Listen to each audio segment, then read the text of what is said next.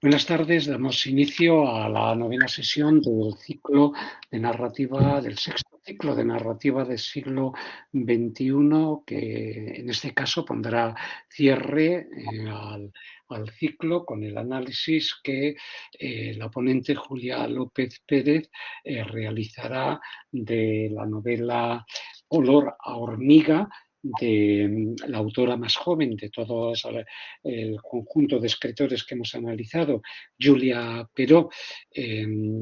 La ponente, Julia López Pérez, se encuentra ahora mismo, después de realizar los estudios del grado de estudios hispánicos en la Universidad de Alcalá, a punto de terminar el máster de formación de profesorado. Esa vocación docente que ella tiene, ¿no? Y que ya demostró con un TFG dedicado a Lara Moreno, me imagino que la podremos disfrutar en el análisis que haga de esta novela. Julia, cuando quieras. Sí, bueno, buenas tardes. Y bueno, no puedo empezar a analizar una obra sin antes agradeceros tanto a Fernando como al resto de ponentes, eh, pues que me permitan, ¿no? Presentar año tras año un análisis de una novela en estos seminarios. Por lo tanto, gracias, ¿no? Bueno, lo que voy a hacer, ¿no? Va a ser, como he destacado en esta primera portada, un recorrido por Olor a hormiga de Julia Peró. Y bueno, este título, esta pregunta, pues es algo que querría discutir con vosotros posteriormente, ¿no? Si Olvido está sola y vieja o solamente vieja, ¿no? Con todo lo que, todo lo que ello conlleva. En primer lugar, voy a empezar presentando muy brevemente a Julia Peró. Ella nace en Barcelona en 1995, que de hecho, un poco como para señalarlo, simplemente solo tiene 7 años más que yo. Entonces, pero es la definición de autora multidisciplinar. Combina la escritura con la dirección de arte y el diseño UX, que para quienes no lo sepan es la experiencia de usuarios. Consiste en enfocarse en crear productos, servicios o sistemas que sean útiles y fáciles de usar para los usuarios. Y además, no solo eso, sino que también coordina Libros Crujientes, un club de lectura online que reúne a 5 grupos de lectores en torno a estas nuevas voces literarias emergentes. Por otro lado, bueno, posee una gran influencia en redes sociales. De hecho, fue el medio, ¿no? Instagram, por el cual yo llegué a Julia a través de estas reseñas silenciosas. Son microvídeos mudos que reseñan libros solo con gestos y recursos visuales. Esa estética silenciosa, casi performativa, ha convertido su perfil en una referencia para descubrir la literatura contemporánea. Asimismo, su trayectoria está avalada por varios reconocimientos. Todos ellos, además, giran en torno a Olor a hormiga, su primera novela. En 2024 recibió el premio Noyegiu, y fue nominada a los premios Open Book de Literatura by Vanity Fair como autora revelación. Además, la novela Olor a hormiga fue seleccionada como una de las mejores novelas del año por Librotea, Esquire, Cadena Ser y La Sexta. Todo ello espacios meramente contemporáneos. En cuanto a su obra, comienza en 2020 con el poemario Anatomía de una bañera, publicada por Planeta, la editorial Planeta, donde explora el cuerpo y la intimidad y donde ahonda una base de hondo lirismo para la novela que nos concierne, así como su temática. Continúa en 2022 con Este mensaje fue eliminado, también publicado por Planeta, que traslada al papel su proyecto de capturas digitales y conversaciones efímeras, un proyecto que además nace de este germen por la inmediatez y el comportamiento de la sociedad a través de las pantallas, posiblemente inspirado por su trayectoria formativa. Y culmina, de momento, aunque ya sabemos que va a sacar un segundo poemario, con su primera novela Olor a hormiga, publicado esta vez por Reservoir Books, que pertenece a Penguins, en 2024, el año pasado, y esto nos da un texto valiente que aborda la vejez y su soledad a través de olvido. Como Fernando ya acaba de destacar, un nombre meramente explicativo, ¿no? Por una mujer que olvida, por su condición. Por lo tanto, una mujer cuya demencia anida en su cabeza, pero también surge un aislamiento voluntario o involuntario, de eso ya lo hablaremos posteriormente, porque la sociedad ha decidido no aceptarla, y todo ello lo pone sobre la mesa Julia desde una óptica descarnada y poética. Crea, por tanto, o al menos ha creado en mí personalmente, una sensación agridulce entre la satisfacción y la incomodidad. Todo ello hace que pues yo lo recomiende encarecidamente leer la obra. Y no solo yo opino esto de la obra, sino también, por ejemplo, voces como Sara Torres, de quien ya Sara Pérez López ha hablado en estas ponencias, la describe como una escritura deliciosa y destaca también este atrevimiento, ¿no? Bordear el tabú, destripar el detalle, no tener prisa. Asimismo, una ilustradora catalana que a mí me gusta personalmente, que se llama Flavita Banana, destaca que leer este libro es como caminar con un diamante en el zapato. Habrá ratos incómodos, pero desde el principio sabes que tienes un tesoro.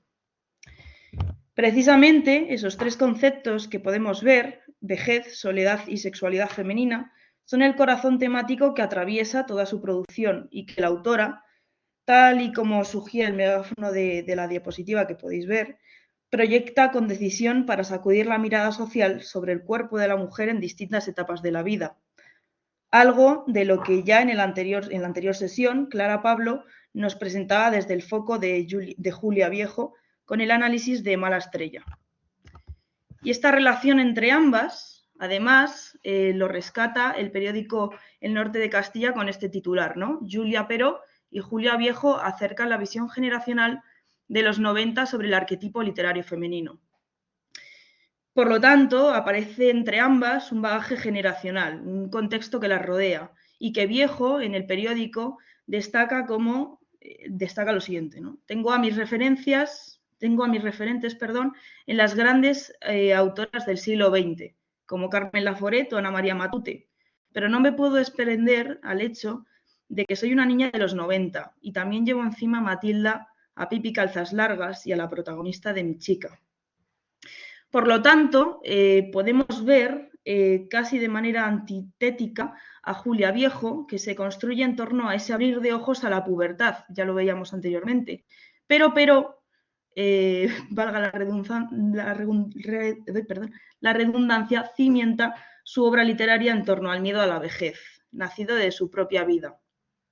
Tenemos que considerar, por tanto, que en su etapa universitaria estuvo cuidando a su abuela Merced, que sufría de Alzheimer. Todo ello daría lugar, años más tarde, a esta temprana madurez que nos permite, de una manera plenamente inmersiva, acompañar a la protagonista a sus temores, sus dolores y sus pérdidas de memoria. Por lo tanto, aquí vemos, ¿no?, las diferencias entre ambas autoras. Y además quería destacar, si tenéis el libro físico, en los agradecimientos que incluye Julia Peró, aparece lo siguiente. He escrito este libro porque temo a la vejez. A pesar de que la senectud apenas ha estado involucrada en mi cuerpo, cada vez está más interesada en mí, y no habrá forma de evitarla cuando llegue. He escrito este libro porque la vejez está enamorada de mí, y esta novela va sobre un amor no correspondido. Fijaos ya lo poético que es hasta el agradecimiento. Y de hecho, aparece al principio del libro esta frase que ya te, digamos, encamina en lo que te vas a encontrar, a mi vejez, por estar cada día más presente. Por otro lado, tenemos que destacar la sinopsis del libro que aparece en el propio libro, ¿no? Y que esto, pues para a quienes no lo hayáis leído, pues creía conveniente que haceroslo llegar, ¿no? A Olvido, ya nada le parece más evidente que la vejez. Salir a la calle ya no tiene sentido, así que se limita a esperar a que el tiempo se encapriche de ella mientras pinta en el libro para colorear o discute con el gato. Y mientras espera, intenta recordar. Y recuerda que un día apareció la chica, que vino a cuidar de la casa y de ella, y cuya juventud apareció la cura de toda soledad. Sus ojos, sus orejas, su pelo, y una discusión. Ahora ya la chica ya no está y Olvido sobrevive sin comida ni compañía ni apenas recuerdos. Pero no queda mucho para que las hormigas empiecen a escarbar otro hormiguero. Todo ello creía conveniente exponerlo porque, de hecho, ya recoge un poco la estructura interna de la que hablaremos posteriormente. Y también he destacado en rojo, pues, digamos, una especie de lluvia de ideas que tenemos que tener presentes. Por lo tanto, todo ello gira en cuanto a unos temas que son los siguientes: la vejez, la soledad elegida o impuesta, la sexualidad femenina tardía, la memoria y el cuerpo.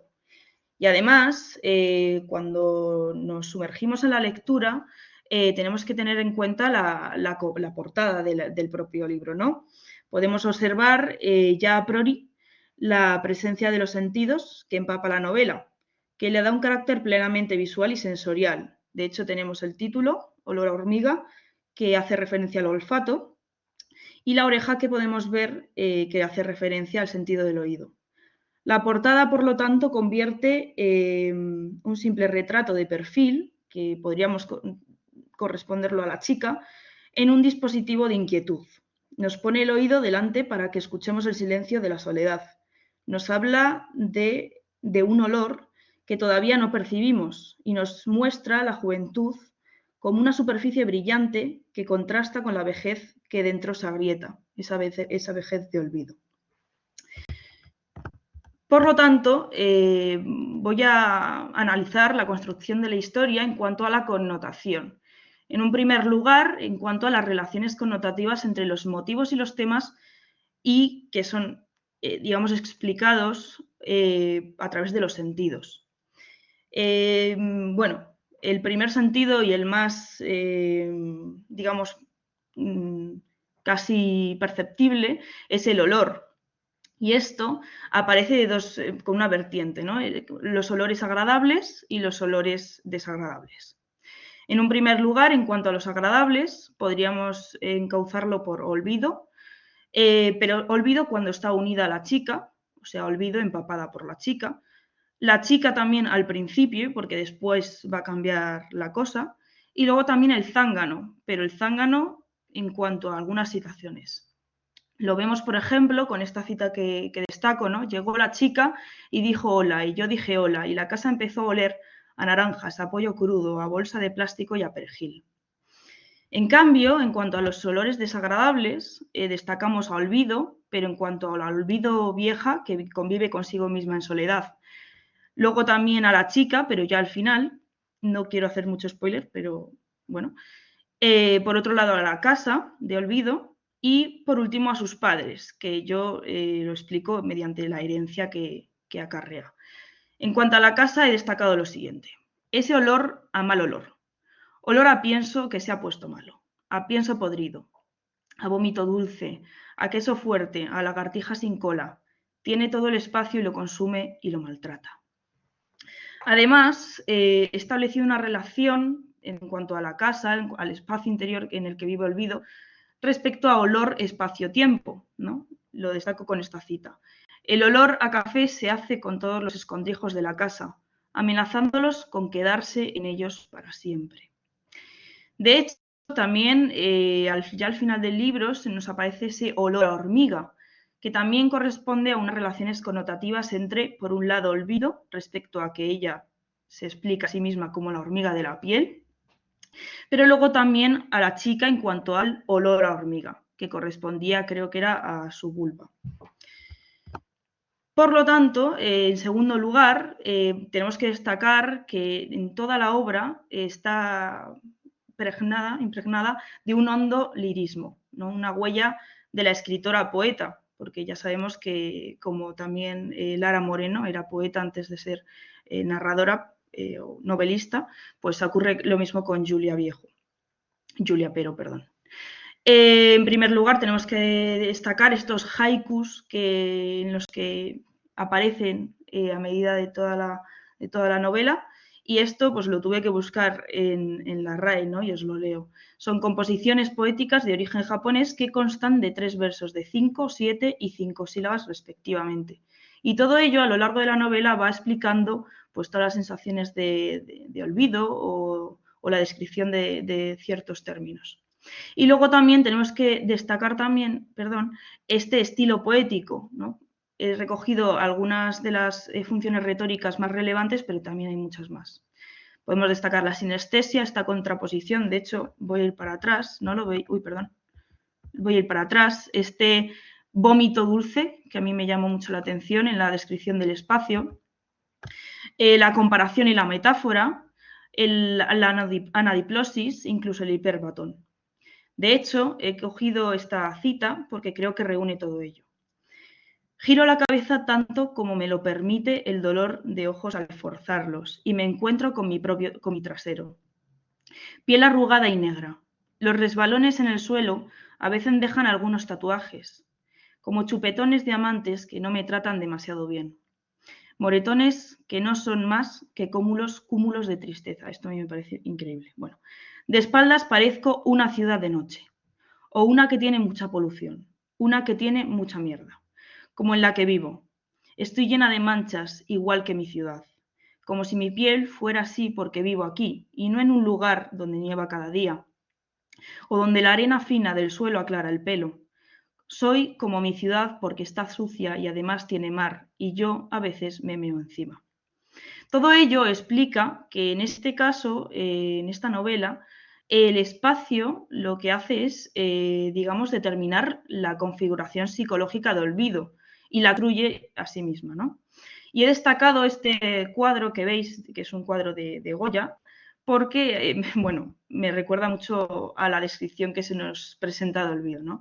Y esto además, he destacado aquí un hormiguero, porque en esta novela el hormiguero simboliza, es una metáfora, ¿no?, de los recuerdos de olvido, pero sobre todo de su destrucción por la vejez y por la demencia que lleva encima. Y también tenemos que entender esta construcción de la historia mediante a su estructura, ¿no? Una dualidad estructural que se explica mediante una externa y una interna. En primer lugar, respecto a la estructura externa, se nos presentan 53 capítulos que no están numerados, pero que se nos presentan con estos títulos que son meramente explicativos. Todo ello creo que nos llama mucho la atención porque es una novela que podríamos definir como corta, ¿no?, 230 páginas, y que tenga 53 capítulos, pues nos dice algo, ¿no? Asimismo, los capítulos, que cuentan a veces con prolijidad y otras veces con brevedad, algunos son más largos y otros son más breves, dan lugar a los recuerdos de olvido, que a veces están tergiversados, ¿no? Se nos presentan mediante un anacronismo. De hecho, en su aparición en el programa Página 2 de Radio Televisión Española, Peró explicaba que su intención era que cada capítulo hiciera sentir algo completamente distinto al lector, buscando contrastes que lo pusieran entre la espada y la pared. Por lo que cada capítulo de Olor a hormiga se nos presenta como una especie de escena que Olvido nos explica, ¿no?, como si estuviéramos poniéndonos en sus propios ojos y viviendo esos recuerdos. Esto en cuanto a su estructura externa, pero de una manera más interna, vemos que la novela está alejada del principio aristotélico que explicaba el inicio, nudo y desenlace. Por lo tanto, se nos presenta una estructura meramente experimental, un poco vanguardista, ¿no? No obstante, yo he destacado pues 3 partes de acuerdo a las situaciones que van pasando a lo largo de la novela. En primer lugar, en los capítulos iniciales se nos presenta una exposición con esta introducción del personaje principal, Olvido, mujer mayor, ¿no?, que vive sola en un piso que ha empezado a percibirse como hostil. Luego también se muestra su progresiva pérdida de memoria, la autoimposición del encierro y el hormiguero real y simbólico que comienza a infestar su hogar y su mente. Y también aparece el temor latente a la muerte, la decrepitud y el abandono social, que un poco se hace perceptible en cuanto al recibidor, ¿no?, este símbolo que es un elemento espacial circular, ¿no? Porque, bueno, en el recibidor aparece al principio como el terror, un poco símbolo de la muerte, y bueno, yo al final no os lo voy a destripar, pero bueno, ahí en ese espacio pasan cosas, ¿no? En segundo lugar, en cuanto al desarrollo, la tensión central, llega una joven cuidadora, anónima, debido a la demencia de Olvido, que irrumpe en la cotidianidad de Olvido, de la protagonista. Además, se desarrolla una relación ambigua entre ambas y se intensifica el deterioro psicológico en cuanto a los desdoblamientos, las alucinaciones de Olvido, estos episodios delirantes, la alternancia de lucidez y los impulsos violentos de Olvido. Y todo llega al clímax, a la resolución de los acontecimientos, que es que Olvido toma una serie de decisiones drásticas con respecto a su entorno y su cuerpo. De hecho, el final no es completamente cerrado, pero se puede percibir un pico de intensidad emocional donde lo físico y lo simbólico colapsan. De hecho, el hormigo interior y exterior encuentra una forma de desbordamiento que funciona como cierre narrativo. Hay otra serie de recursos estructurales complementarios, como puede ser este uso de poesía visual, frases aforísticas y silencios narrativos. Por otro lado, las repeticiones temáticas y léxicas respecto a los olores, la carne, los insectos, el silencio, las grietas. Y luego también hemos de destacar la voz narrativa, ¿no? Primero se nos presenta casi toda la novela con la voz, mediante la voz del narrador homodiegético, correspondiendo al personaje de Olvido. Pero luego, a medida que va evolucionando la demencia y la pérdida de memoria, vamos transicionando a un narrador heterodiegético. Por lo tanto, nos vamos alejando de la propia protagonista. Por lo tanto, esta voz narrativa en tercera persona, focalizada, aparece con deslizamientos ocasionales hacia lo interior y lo onírico, que acaba por hacerse con el relato, representando la destrucción mental y vital de Olvido. Os he traído algún ejemplo, ¿no? Ya al final de la novela, fijaos cómo se presenta. Olvido intentó arrepentirse, pero no lo consiguió. Narrador heterodiegético. ¿Quieres callarte? Intenté arrepentirme. La voz de Olvido, el narrador homodiegético. La vieja vivía el momento como si ella no estuviera en él. Y todo esto pues explica por sí solo. Y ya al final, el propio narrador en tercera persona nos explica. Ya no le apetece hablar. Y es ya un poco pues, esta destrucción, ¿no? Simbólico real de Olvido. Por otro lado, tenemos que tener en cuenta los espacios. Es algo que ya os he dicho que configuraba, ¿no?, a Olvido. Y por lo tanto podemos destacar los espacios interiores y espacios exteriores. En cuanto a los interiores, veíamos que, por ejemplo, espacios como el espacio de Olvido, ¿no?, su zona de confort, su casa, el apartamento. También establecido como espacio sus recuerdos, porque nos lleva a su casa de la infancia con su padre y a otros espacios propios de su propia mente. Y luego también aparece una permanencia tras el trauma, ¿no?, una exclusión de esta soledad y de la muerte de su madre. Todo ello hace que la casa al final se nos presente como una especie de monstruo o laberinto en la cual se va perdiendo más y más Olvido a lo largo del transcurso de la novela y de la demencia. Por otro lado, tenemos como espacios exteriores el espacio de la sociedad, ¿no? Es la zona del desconfort. De hecho, hay un espacio muy importante que es la entrada, ¿no?, el recibidor, que eso representa, digamos que la zona entre el espacio interior y el espacio exterior, lo que ella considera zona de confort y lo que considera peligro, ¿no?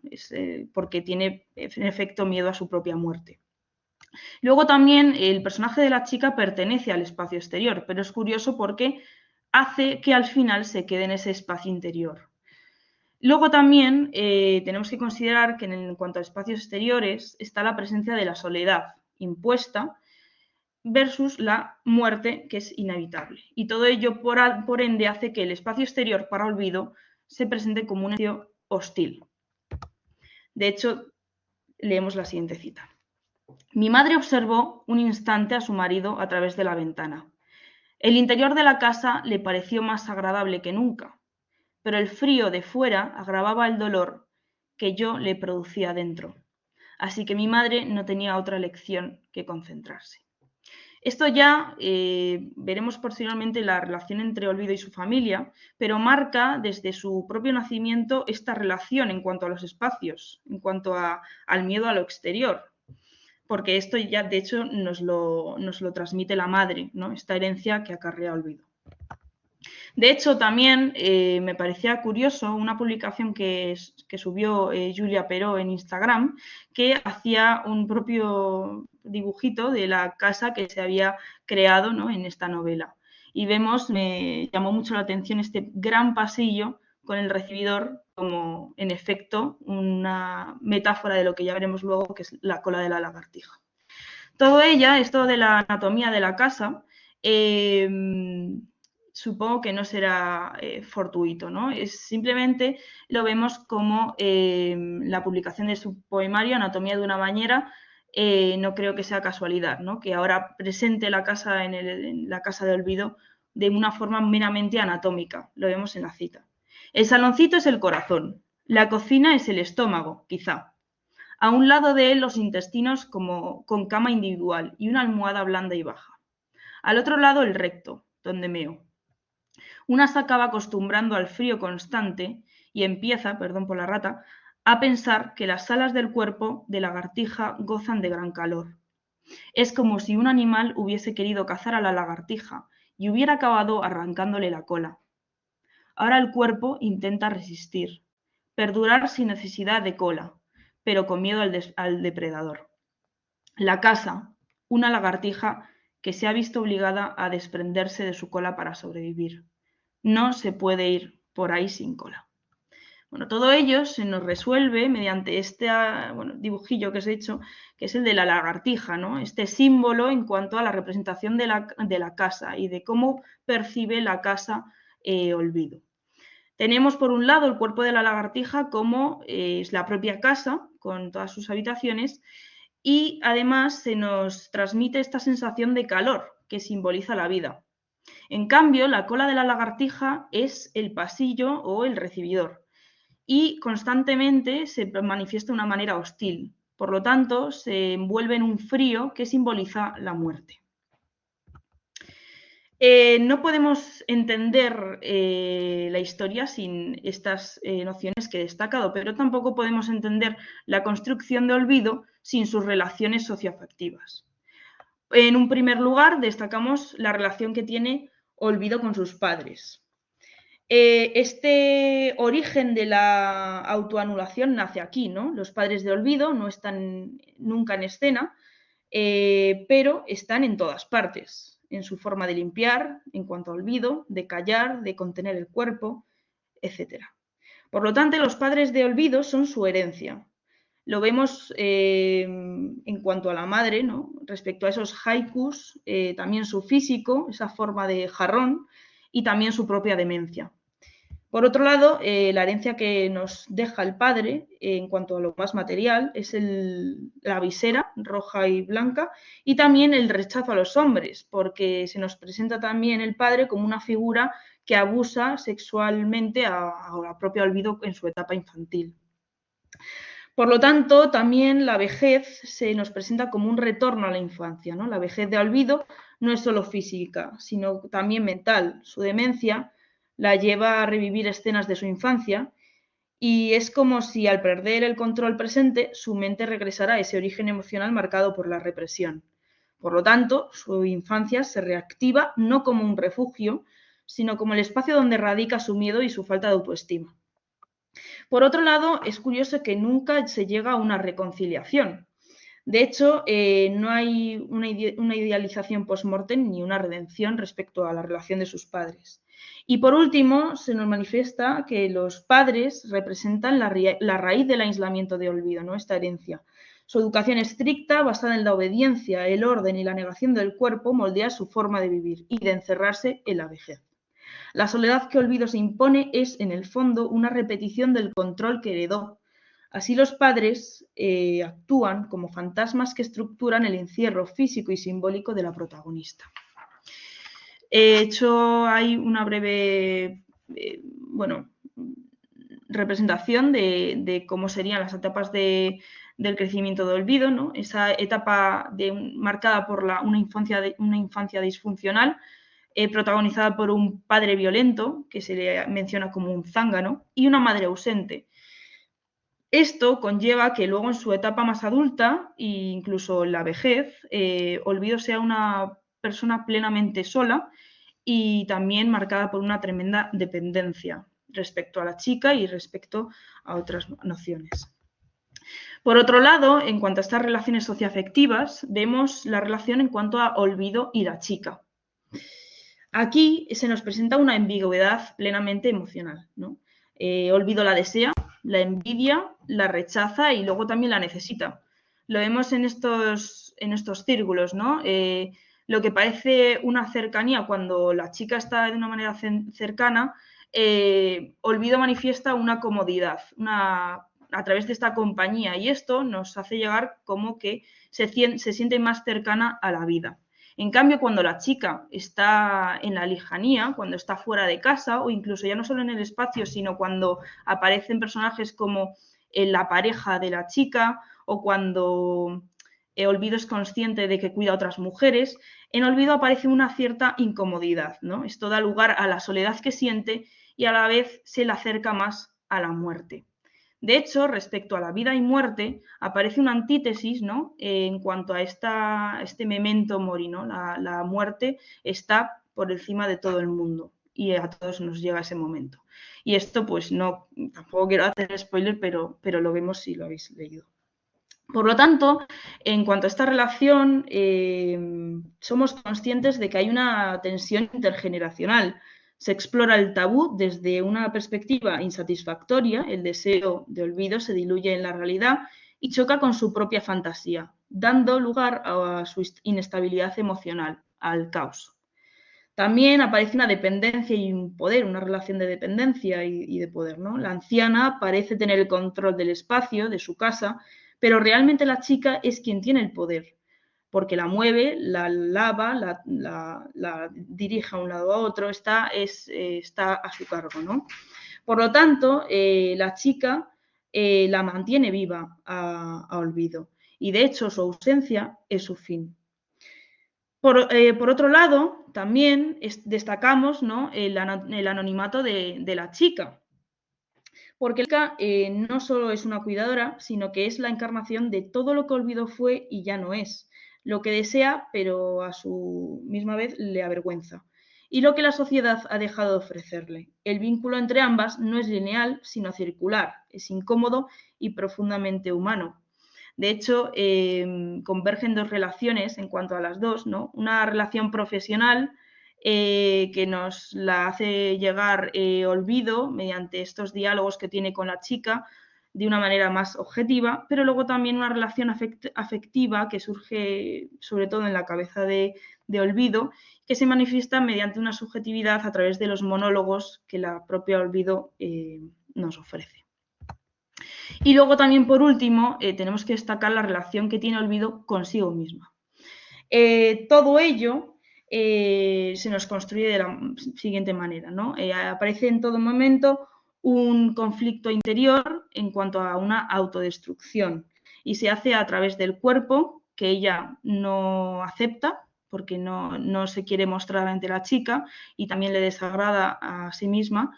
También en cuanto a un deseo homosexual reprimido respecto a la chica y también a través de la memoria, porque al final Olvido lo que tiene es demencia, ¿no? Por lo tanto, Olvido no se destruye por la enfermedad, sino por haber vivido negándosela a sí misma. Su cuerpo envejece, pero su yo ha estado encerrado desde siempre. Luego, por otro lado, es muy importante la figura del gato, que viene a significar un poco esta mirada inquisitiva, esa proyección de las dudas y miedos de la propia Olvido. Todo ello se nos presenta mediante una externalización de sus propios pensamientos, que ahora leeremos a continuación, pero también destaco los capítulos Vieja zorra puta y Estúpida gorda y fofa, en los cuales la voz del gato, que es realmente la voz de la propia Olvido, se insulta a sí misma, ¿no? Y quiero leer lo siguiente. Es malo conmigo el gato, a veces es malo conmigo, y no callaba. y siguió diciendo que es un ladrón. Ladrón, llévatela y llévate todos los muebles menos la mesa y el sofá. Llévate su visera, seguro que la quieres, llévatela. Llévate el camisón y el pelo de la ducha. Llévatelo, ladrón. Llévate esta vejez que cansa tanto y que mece a la par que magulla. Llévate sus lloriqueos a otra parte. Aquí vemos como en efecto el gato es al final su propia voz, ¿no? Y por lo tanto, llegamos a esta última diapositiva en la cual quería destacar una frase, una oración de Gabriel García Márquez, ¿no? El secreto de una buena vejez no es otra cosa que un pacto honrado con la soledad. Y todo ello se nos explica un poco en esta novela. También podríamos esta cita incluirla en esta relación entre olvido y la propia olvido, ¿no? Como descripción de sí misma. La vida de olvido siempre ha sido un apetito nunca saciado, como la de un bicho hambriento que no sabe encontrar comida por sí solo y se ve obligado a ir mendigándosela a la gente. Así que acaba por aprovecharse de las emociones del resto, siempre y cuando no se den cuenta. Olvido ha tenido que contenerse con ser lo que es, una solitaria. Y como ha decidido no morir de culpabilidad o de tristeza, supongo que acabará muriendo de soledad. Por lo tanto, olvido, esa anciana niña hambrienta de afecto, convierte la soledad en su única certeza. Nadie le sacia el apetito, nadie le devuelve las emociones que mendiga, o si lo hay, acaba destruyéndolo, ¿no? Lo vemos con la chica. Por eso decide firmar el único pacto que la sociedad le permite, convivir con su propio vacío y, llegado el momento, morir de él. Con olor a hormiga, Julia Perón nos obliga a mirar ese vacío sin filtros, la vejez que incomoda, el deseo que persiste, el cuerpo que se desmorona y, sobre todo, la soledad convertida en destino colectivo. Por lo tanto, en la novela encontramos la certeza de que olvido, a veces, somos todas. Muchas gracias.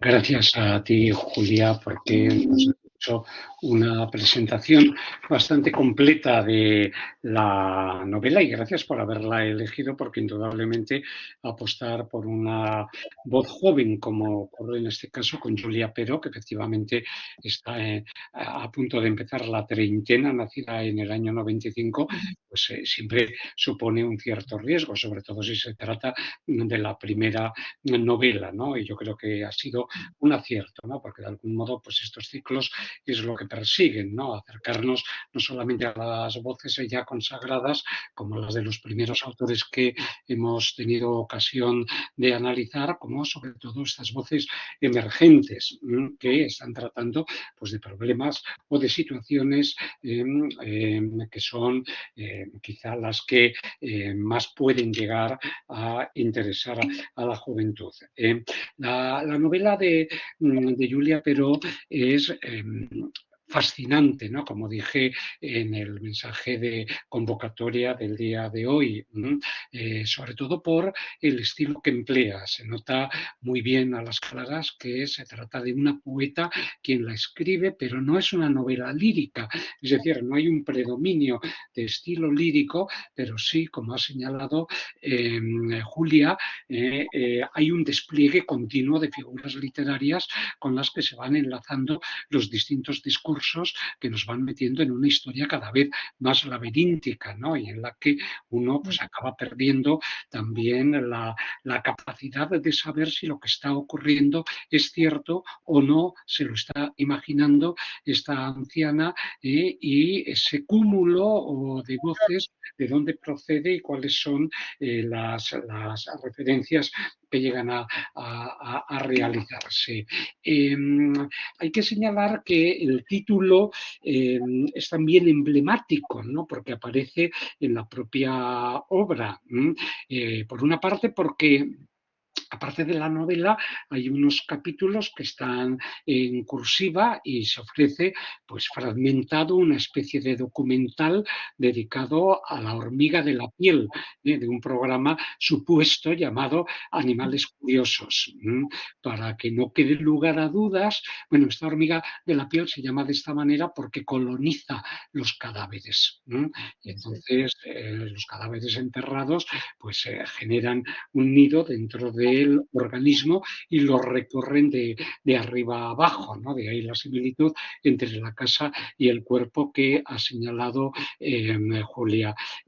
Pero la autora explicó en una entrevista que le hicieron en la SER el 25 de enero del 24 que esta especie de hormiga no existe. Y dice que se le inventó para generar la sensación del temor que suele invadir a todas las personas cuando se acerca la vejez, cuando se acerca la muerte, ¿no? Entonces es, claro, una presencia además que existe en la casa y que la anciana va viendo y que de algún modo en ese desenlace, ¿no?, que no ha querido destripar Julia y que yo tampoco diré nada sobre él, pues son las que de algún modo esas hormigas de la piel cobran una función muy activa. A mí lo que más me ha atraído de esta novela es el modo en que se van mezclando los discursos narrativos, porque efectivamente hay un discurso en primera persona que lo dirige Olvido, ¿no?, que ya de algún modo pues puede ser enteramente deficiente solamente con ese nombre simbólico, que es una anciana que lleva viviendo encerrada en una especie de buhardilla en donde tuvo que retirarse con su madre para huir precisamente del padre, ¿no? Aquí sí que es claro el abuso, ¿no?, infantil, ¿no?, que ella tuvo que sufrir, aunque la madre, pues bueno, lo justifica de nuevo remitiendo a las colonias de las hormigas con una referencia al zángano. Mira, Olvi, recuerda de la madre, lo que a nosotras nos parece maltrato desagradable, para un zángano no es más que un despiste. La naturaleza es así, no se puede cambiar, pero sí podemos esperar a que el zángano se muera. Y entonces es lo que hacen, se trasladan a ese lugar del que Olvido no sale, ¿no? Va en la ancianidad en la que la encontramos, pues la cuida, ¿no? Una chica con la que tiene una serie de diálogos que son muy ambiguos, ¿no?, porque algunos pueden llegar a ser muy normales, ¿no?, entre una cuidadora que viene a limpiar el piso, que viene a ducharla, que viene a ocuparse de la comida, y otra chica que es la que inventa Olvido, con la que llega a tener una relación sexual, ¿no?, porque el amor homoerótico, homosexual, como indicaba Julia, está también presente, ¿no?, en una serie de capítulos en los que efectivamente hay una unión sexual entre la chica y la anciana, ¿no? Y ahí es donde aparece una referencia precisamente al olor a hormiga, ¿no?, referido a la vulva, ¿no? Con lo cual, pues bueno, esa dimensión de sexualidad impregna absolutamente no todo el texto. Pero lo realmente curioso, y yo no lo había encontrado en ninguna obra, es el modo en que se van intercruzando esos discursos entre la anciana y el gato, ¿no? El gato, digamos, ¿existe o no existe? Es decir, hay un desdoblamiento de la conciencia de la anciana que se proyecta en la voz del gato y que parece que se habla a sí misma, ¿no? Pero hay momentos en los que ese diálogo fragmentado funciona muy bien, ¿no? Así al principio. A veces está y a veces no está. Siempre me dice que si algún día me muero, si usted se muere algún día, vieja, probablemente seguiré viviendo en la casa con total tranquilidad. Eso me dice. ¿Notáis cómo hay dos voces distintas, la del gato y la de la anciana? Como si no fuera a estar despatarrada debajo de la mesa del saloncito, con una mancha reseca de mierda, haciendo juego con el color miel del parqué, pasaré por encima de usted, ahora es el gato, con la misma tranquilidad con la que duermo a veces en el alféizar, o tiro al suelo esa taza china que una vez fue la quinta de la colección. ¿Quién sabe? O quizá decida morir con usted y con la casa. Eso me dice. ¿Veis que están mezclados en un párrafo esas dos voces y hay toda una serie, ¿no?, de diálogos que están entrelazados de una forma pues, verdaderamente prodigiosa porque te das cuenta de que es un juego de memoria, de espejos que se están enfrentando y en donde la anciana pues intenta de algún modo conectar con una realidad que es cada vez más frágil, ¿no? Más, que va perdiendo, ¿no? Absolutamente pues toda la sustancia del ser que tuvo ella. Hay al mismo tiempo, en cuanto al maltrato sufrido en la infancia, una referencia a unas manos sangrientas que tenían que corresponder al padre, ¿no? ¿Quién será? Olvido si la chica ya no viene. ¿Esperas a alguien quizá? A un hombre de manos grasientas, y hay una imagen que es estremecedora, pero que emplea la autora una epanadiplosis. Es un endecasílabo en realidad. Manos de grasa las manos. Se va repitiendo continuamente, ¿no? Como el abuso que tuvo que sufrir a cargo del padre. Entonces, esto lo añado, ¿no? Al elenco de las figuras que se han puesto en juego. Entonces, claro, eso destaca porque evidentemente, ya lo ha indicado también Julia, hay otra serie de capítulos pues, que son todo lo contrario, ¿no? Es decir, que son un verdadero muestrario de lo que podríamos llamar todos los tacos, todos los insultos que el gato le dirige a la anciana, ¿no? Ese de vieja zorra puta es muy claro, ¿no? La conozco bien, olvido, esa zorra, esa vieja zorra puta, y ojalá se tire algún día por la ventana del saloncito. Esa señora podrida que no deja de oler mal aunque se duche. Y es que, ¿cómo se va a duchar bien esa guarra si no se llega a algunas partes del cuerpo? Puta, endeble, malnacida, puta bola de pelo asquerosa. Ojalá se quede un día dormida tan profundamente en la cama que se muera, que se muera. Ojalá se muera esa vieja zorra puta. Y todo el capítulo funciona de esta manera. Entonces, claro, el contraste es muy efectivo, ¿no? Entre algunas plasmaciones, ¿no? De imágenes que son verdaderamente poéticas y sorprendentes, con este desarrollo que arranca del gato, es decir, de esa conciencia desdoblada con la que está mostrándose, ¿no? Esa soledad, ¿no? Y ese proceso negativo.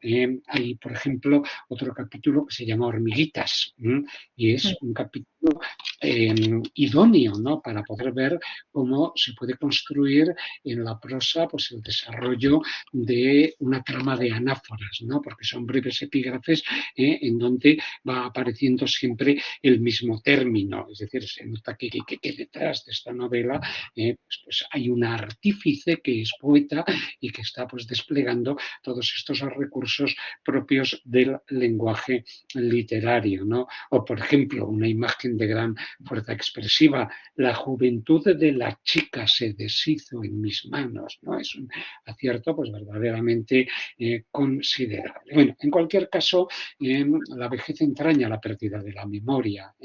Ya es curioso, ¿no? Que la autora más joven de todos los que hemos analizado tenga ese miedo a la vejez, ¿no? Como Julia lo ha reseñado, ¿no? Y así al final ni ella sabe bien si hay parte de su memoria que ha reconstruido con falsos recuerdos. Es una frase que encontramos ya en el cierre. Ya no se acuerda de ningún nombre, ni siquiera se acuerda del nombre de la chica. Y claro, no lo sabemos cómo se llama la chica que va a limpiar a la casa. En fin, yo creo que con esto, pues bueno, completamos un poco el análisis, ¿no? Yo incido bastante en esos modos elocutivos porque creo que es quizá el aporte más significativo de esta joven autora a la renovación, ¿no? Del discurso literario de la novela del siglo XXI. Como siempre, Julia, te cedo la palabra por si quieres añadir alguna cosa a lo que he dicho. Nada, que muy bien señalado porque lo tenía justo, bueno, es un libro en el que tengo un montón de pliegues en las páginas, ¿no? Con todas estos guiños al estilo lírico. Y justo estoy aquí en Hormiguitas, lo estaba leyendo. Y nada, bueno, en relación al que sea una mujer muy joven y la muerte, yo, de hecho, se lo dije a mi madre, como una mujer con 7 años más que yo, ¿no? tener esta madurez al hablar de la muerte, como si fuera muy propia para ella, estando tan lejana, ¿no? Y claro, me dijo, bueno, pues porque lo habrá vivido. Y en efecto, luego estuve mirando algunas entrevistas y explicaba que había pasado los años universitarios, un periodo de su vida con su abuela, que tenía Alzheimer y bueno, así que sí, sí. Me Sí, pareció muy sí, hay curioso eso, sobre todo. un trasfondo de realidad, ¿no? Vivida y sentida y padecida en su propio entorno, ¿no? Que es el que traslada a esta anciana llamada Olvido, ¿no? Con ese nombre tan emblemático. Efectivamente, Julia. Bien, los asistentes, si alguien ha leído la novela, bueno, espero que os hayamos interesado por ella, pero si queréis indicar algo sobre vuestra lectura, queréis aportar alguna idea al debate. Sí, Enrique. Hola, buenas tardes. Bueno, lo primero de Buenas todo, tardes. pues, un momento que cierro la ventana, que justo pasa una moto. Darle la enhorabuena a Julio por la presentación, que yo creo que ha resumido perfectamente los principales puntos con los que todos veníamos en la cabeza. Y justo me ha llamado la atención también, Fernando, que yo me había anotado el capítulo titulado Otro sueño, precisamente porque es en el que me parecía que no sé si se puede hablar de un cambio en la novela, pero sí un giro quizás a un tono más lírico, en el sentido de que ya no se busca tanto situar la acción como quizás estaba ocurriendo hasta ese momento, sino una labor más parecida a la de la poesía. Que es decir, mencionando detalles o creando un ambiente, trato de lanzar un mensaje, pero no se lo doy al lector claramente, sino que el lector, bueno, pues tiene que trabajar un poco para llegar a él. No, tampoco es que estemos ante un texto muy cifrado, pero sí que me ha gustado ver que se añadían niveles de interpretación a medida que avanzaba el texto. Hasta ese momento sí que, bueno, yo he estado un poco diciendo, uy, a ver por dónde tira la novela, porque sí, hay muchas citas y muchas frases que hablan sobre la vejez. Me había apuntado otra, ¿no? En una noche que aún no ha terminado, en la página 130, y eso lo mantiene a lo largo de toda la obra. Y también es curioso, como estabais comentando, que justo estemos terminando con la paradoja de que la última autora del ciclo, la autora más joven, precisamente nos habla de la vejez. Y ya pensando en sacar conclusiones del ciclo bueno, pues que hemos tenido este curso, pues me lanzaba a preguntarle a vosotros o a los asistentes, eh, ¿conocéis muchas más novelas contemporáneas de los últimos años que traten la vejez? Porque personajes en la vejez sí que hemos leído, ¿no? Hemos leído, bueno, pues Sí. Landero, Aramburu, hemos leído varios.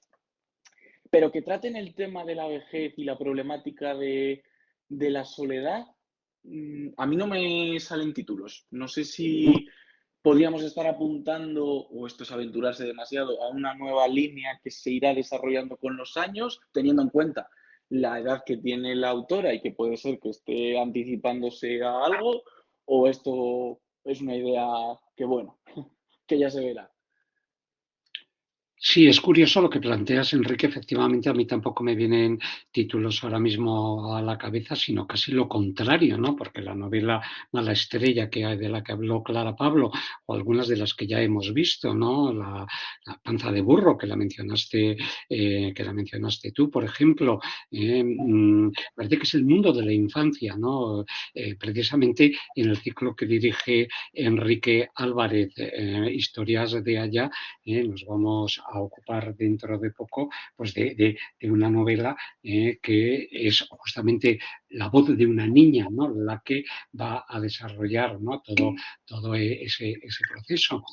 Aquí Mar nos transmite la elegancia del erizo como una novela que podría entrar dentro de ese fondo. Pero es decir, son más las novelas que podemos, o de Vieja, por ejemplo, ¿no? De la que habló Luis Antonio, Ángel Antonio, también hace un par de cursos, más de la infancia que estas de aquí. Pero bueno, van apareciendo referencias entre los asistentes para tratar justamente La elegancia del erizo sobre la soledad, apunta Mar, y Sara, La respiración cavernaria de Samantha Schweblin. Nos anota, ahí tendríamos esos títulos. Esto entraría dentro de la, digamos, de la dimensión general de Mariel Barberi, ¿no? La elegancia del erizo. Gracias, Mar. De un tema cuya amplitud englobaría pues, infancia y vejez, ¿no? Que es las relaciones familiares. Yo creo que ahí sí que tenemos, ¿no? una indagación, ¿no? Por parte de los novelistas de este siglo, en donde están entrando directamente a saco en sus recuerdos familiares de su infancia, ¿no? Y de este estilo pues hemos tenido ya bastantes novelas, ¿no? Hablando de los padres, hablando de sí mismos como niños, ¿no? Hablando, en fin, de todo ese tejido, ¿no? De sentimientos que se va desarrollando en la infancia, ¿no? Por eso quizás sea el ámbito más presente. Bueno, no sé, los demás, lo que pensáis, tenemos estas referencias que se nos han indicado. Y lo que dices, Enrique, sí, Mar, un momentito, lo que dices, Enrique, efectivamente hay 2 capítulos en la novela que a mí también me llamaron mucho la atención. Uno que se titula Un sueño y es una frase. He soñado algo, pero ya no lo recuerdo. Y luego está el otro capítulo en donde es otro sueño, que es en el que aparecen esa suerte, ¿no? De manos de grasa a las manos, que lo he recordado, y que de alguna forma es el capítulo en el que se explicita, ¿no? El abuso que tuvo que sufrir esa voz narrativa de niña, ¿no? Porque se va repitiendo continuamente, llena de grasa la lengua, se acerca a mí, me susurra, escupe un poco al hablar, otra caricia incómoda, pero esta vez en un sitio incómodo. Más claro no puede señalarlo, ¿verdad? Con lo cual, pues este es, ¿no? El fondo sobre el que se asienta, ¿no? La dimensión de olvido. Mar, señala. ¿Sí? ¿Me oís? Sí, te oigo. Vale. Se oye bien, ¿no? Sí. No, nada, que muchas gracias, Julia, porque me ha gustado mucho la presentación. Y a ti también, Fernando, por supuesto. Yo cuando leí el argumento no me animé a leer la novela porque es un tema que me cuesta mucho, el tema de la vejez y la soledad. Y bueno, desde luego con la presentación me doy cuenta de que la novela está muy bien escrita, por lo que habéis explicado y por los párrafos que habéis leído. Pero es que además veo que no solamente habla de la soledad y la vejez, sino que habla del maltrato y habla de una identidad o una sexualidad no disfrutada por una negación. O sea, que es que son muchos temas, ¿no? Los que plantea esta novela. O sea, es como muy ambiciosa porque hay mucha complicación y nada amable, nada fácil, ¿no? Incómoda. Y bueno, conforme estaba presentando Julia cuando hablaba de los temas que trataba y ha puntualizado el tema de la sexualidad, ¿no? De la sexualidad femenina, pues conforme luego ha ido avanzando la presentación, yo decía, ¿y en qué momento, cómo aparece aquí la sexualidad de esta mujer, ¿no? Porque yo me imagino una mujer ya mayor, con demencia, con tal, pues como que no me cabía. Sí, hemos dejado de oírte, Mar. Sí.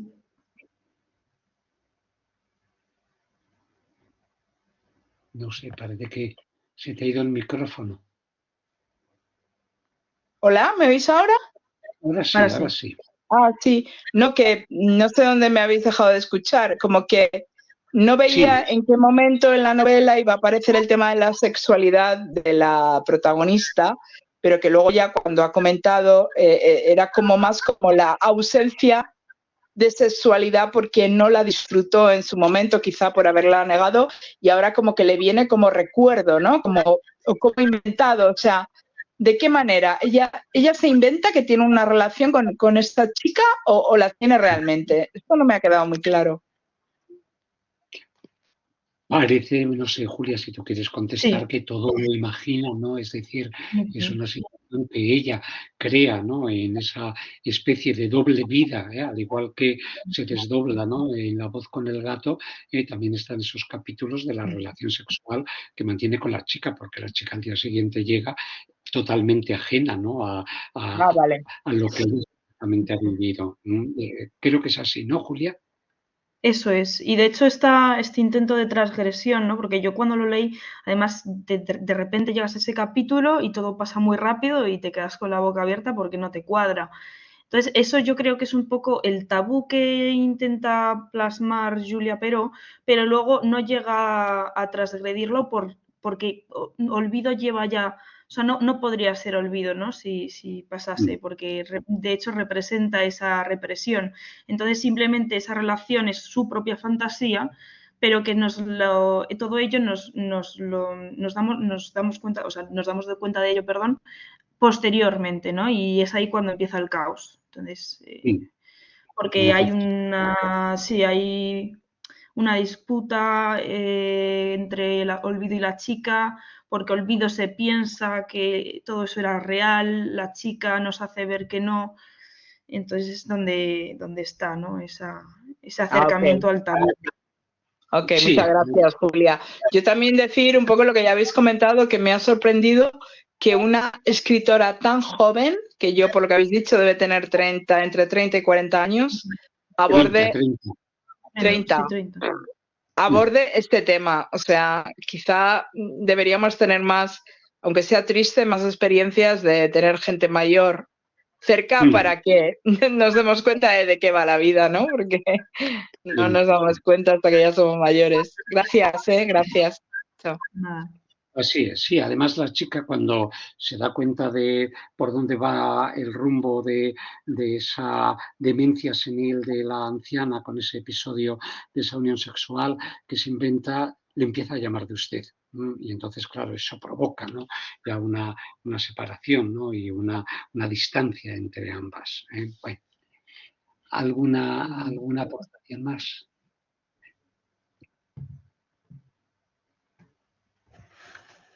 Pues muy bien, yo creo que además el cable que ha lanzado Enrique era muy oportuno, ¿no? Por si acaso, ¿no?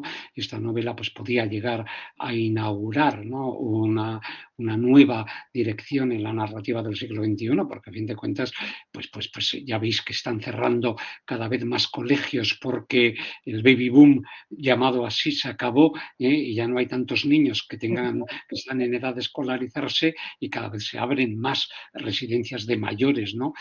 Porque cada vez somos más, ¿no? Las personas que estamos ingresando en esa etapa en la que se encuentra Olvido, ¿no? Entonces, por eso mismo, la mirada sobre la vejez, sobre la ancianidad, indudablemente va a ser uno de los temas que la novela tendrá que asumir, ¿no? En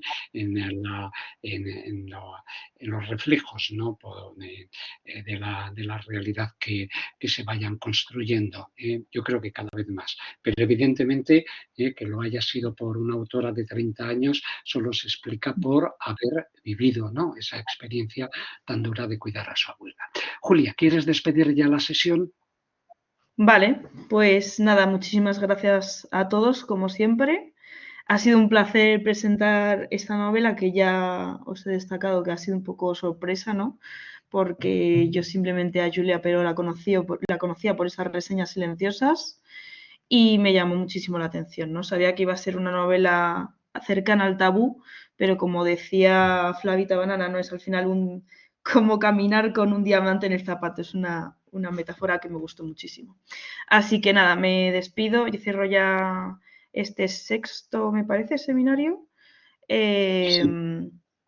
Y hasta el próximo año, más y mejor. Conforme, Julia, muchísimas gracias. Entonces, ya no hay más novelas por delante, así que damos por concluido este sexto ciclo que nos llevó de Fernando Aramburu como el autor mayor, ¿no? Por la edad, siguió con Luis Landero, ¿no? Y hemos acabado pues, con estas dos autoras jóvenes, Julia Viejo, de la que habló Clara la semana pasada, y Julia Pero, de la que nos ha hablado hoy Julia. Así que yo también me despido de vosotros y recuerdo entonces que estos textos se subirán al repositorio del que se ocupa Enrique Álvarez en fechas breves. Un abrazo muy fuerte para todos.